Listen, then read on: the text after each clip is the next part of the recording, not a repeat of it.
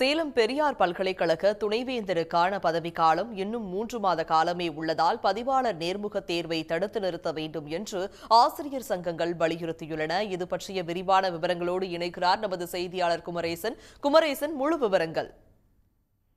அதாவது சேலம் பெரியார் பல்கலைக்கழகத்தின் துணைவேந்தராக ஜெகநாதன் அவர்கள் ஓராண்டு நீட்டிப்பு செய்து அவருக்கு பதவி காலம் வழங்கப்பட்டிருக்கின்றது. இந்த நீட்டிப்பு பதவி காலம் என்பது மே மாதம் 19ஆம் தேதியோடு முடிவடைகிறது.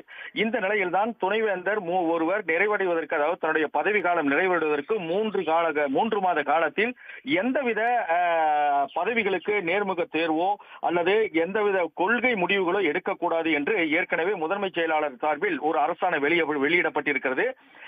இதன் அடிப்படையில் எந்த விதமான பதவி தொடர்பான நேர்முக தேர்வுகள் எதுவும் நடத்தக்கூடாது என்று அகில இந்திய பல்கலைக்கழக மற்றும் கல்லூரி ஆசிரியர் கூட்டமைப்பின் தேசிய செயற்குழு உறுப்பினர் வைத்தியநாதன் ஒரு கண்டனத்தை பதிவு செய்திருக்கிறார்.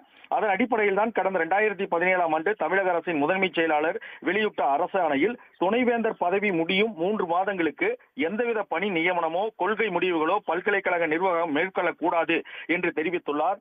எனவே துணைவேந்தர், அதாவது பெரியார் பல்கலைக்கழக துணைவேந்தர் வரும் மே மாதம் 19ஆம் தேதி அவருடைய பணி நிறைவடைகிறது. எனவே இந்த 3 மாத காலத்தில் அவர் எவ்வித பணி நியமனத்தையும் செய்யக்கூடாது என்ற வகையில் அவர் ஒரு சுற்றறிக்கை அனுப்பியிருக்கிறார். அதாவது வரக்கூடிய இந்த மார்ச் 1ஆம் தேதி பதிவாளர் தேர்வாணையர் பதவிகளுக்கு நேர்முக தேர்வு நடத்த துணைவேந்தர் திட்டமிட்டிருக்கிறார். இது மிகவும் கண்டனத்துக்குரியது. இது தமிழக அரசின் ஆணைக்கு எதிரானது.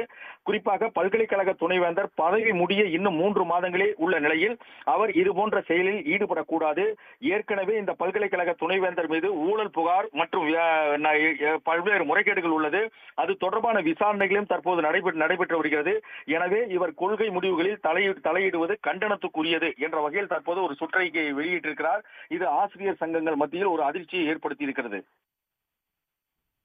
விவரங்களை வழங்கியமைக்கு நன்றி குமரேசன். உடனுக்குடன் செய்திகளை தெரிந்து கொள்ள சன் நியூஸ் பெல் ஐகானை கிளிக் பண்ணுங்க.